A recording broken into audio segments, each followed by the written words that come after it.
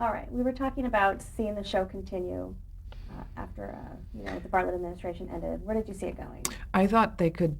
I thought definitely that they could do that. It would be like a great franchise. It would just keep going on and be this political show that would never end and have go through different administrations. I thought it'd be kind of cool. I thought it might work, and then I started to feel maybe not well because our ratings weren't as good, and so But I kind of thought it would be a good idea. Um, Did you think you'd still be able to stay with it? I don't know. At one point I did. I definitely thought, God, I hope they keep me in it if they go on again. And then I began to realize that I didn't. It felt like it was time to go. That it would have been a little too desperate if I'd stayed on for the next administration. It just wouldn't have made sense. It wouldn't have been real at all. I mean, maybe if it was another Democratic administration and I could be, but I was trying to think, where do you go from chief of staff? I can't go back to being press secretary. Don't want to be chief of staff again.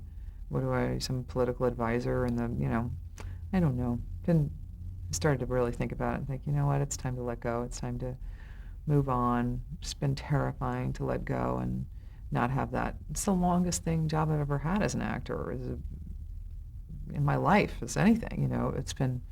It's just intense to share that kind of those 18-hour days with these people for 7 years. I mean, not every day was an 18-hour day, but in the beginning we had a lot of them, and you go through. These people have seen me at my worst, the kind of worst that I never, that only my family has seen, and these, some people have seen, when you're so tired, and then to have that purpose and have that, I would have been very happy.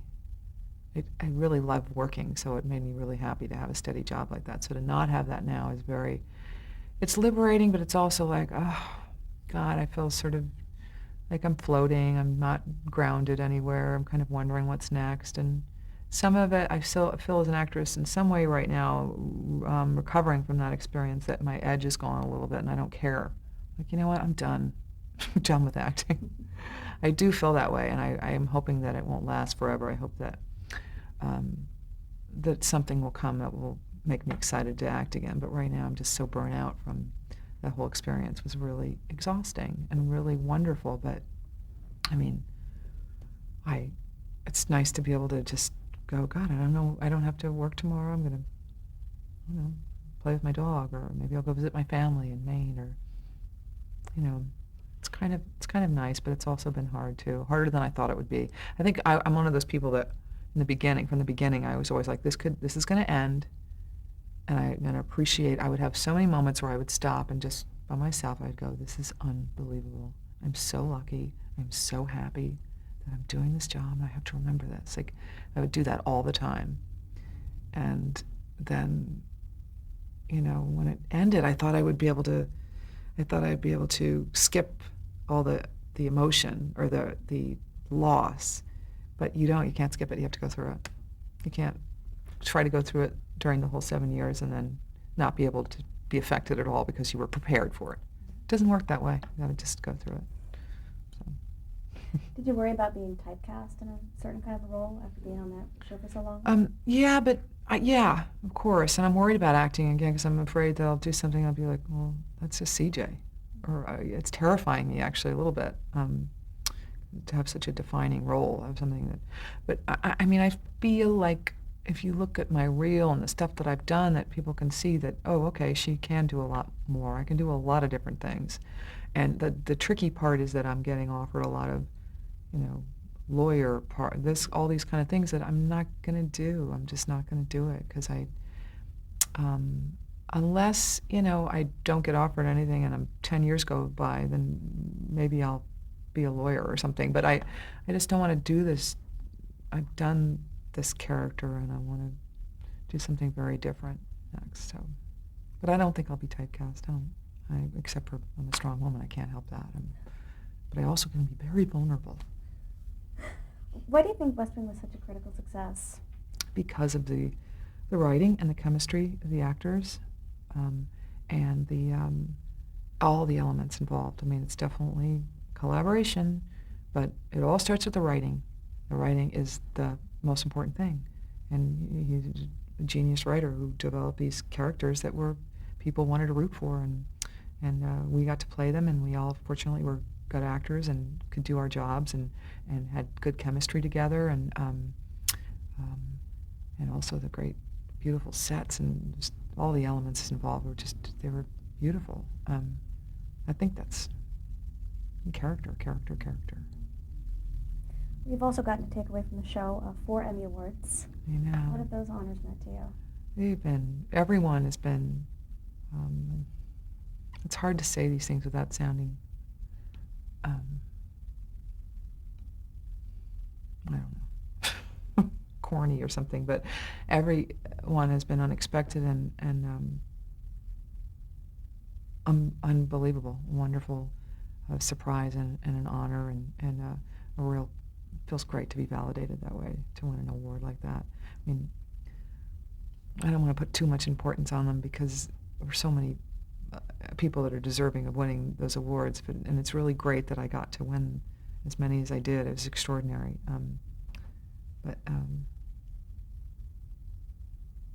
How is a distinction made between the earlier supporting actress nominations versus the later lead actress? Well, I had a conversation with Tommy Shalami. Actually came to me, and he thought he presented it to me that he thought I should change to lead actress category, and I was like, why? Because I didn't feel like I was. I mean, I felt like I was a supporting actress because it's very much an ensemble piece. But he said, look, you've already won one, and if you move to lead actress, then it'll make room for other actresses in the show to win, to be nominated.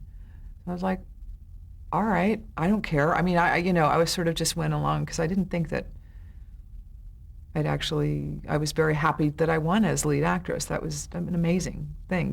I was like, well, look at that. Like, that's pretty damn cool to win in both categories. And what was it? Brad Whitford said, yeah, you ought to, put yourself up for best miniseries next year. I was like, it just was so funny. But yeah, it kind of worked out in my favor. But yeah, no, it wasn't anything I thought of myself. It was just sort of, this would be nice to let other people win. I'm like, okay. I've Anyway. just got a few general summing up questions for you before we finish. How would you describe your acting style? Very rooted and grounded, firmly grounded, and not very consistent. I mean, every take I would do would be different and weird. They'd be crying in one and just sort of stoic in another. I don't know. I loved playing. I love doing things differently. I love when people on the other side of the camera give me something completely different to act at. I love the acting, and I love playing and experimenting, and I believe in preparation and emotional preparation and preparing yourself for a scene or whatever emotion is required in the scene, and getting yourself there and in touch with those emotions, and then forgetting about them and seeing what happens. I don't always succeed, and I hate that when I don't. I'm very hard on myself, so usually not happy with what I've done. But I'm also the kind of actress that never asked for another take. There were a lot of people who did, but I didn't think I was a good enough judge of my work to ask for another take. I'd be afraid I'd ask for another take and then suck, so I would never ask for another. I'd be like, if you're happy, fine, let's move on. And also, you have no control over what they're going to use in the editing room, and that's what I love about the theater, is that I know that I'm in control out there for the entire 2 hours. I'm out there, and nobody can cut into what I'm doing, and I love that. And you can say, star that take, that was really good, but usually if they're smart directors, they know when your take was good, and I just go, fine, if you're happy, I'm happy. Move on. What's the most important advice anybody ever gave you about acting? The listening, I guess, listening. And I learned that at the neighborhood playhouse. Listening and to really do something. You can't try to be funny. You can, if you're going to hide behind a lamppost, really hide behind a lamppost. Or I just remember getting advice like these little things that helped me. To really do something, to really be committed and do and be rooted in reality. But listening is the best thing. And what advice would you give somebody starting out as an actor today? Run. I don't know. Um, be open to. I would study with all different kinds of people. Take what works for you, throw away the rest, and just keep putting yourself out there. Whether it's in an acting class or whatever, you keep working in any way that you can. Off Broadway, off. Whatever they call it here in LA. Well, I don't know what they call it here, but just to keep doing things, and you have to be pretty persistent, really persistent, and have a backup plan. What has been the highlight of your career so far? I think this experience in West Wing has been the highlight of my career in terms of the kind of people I've reached, the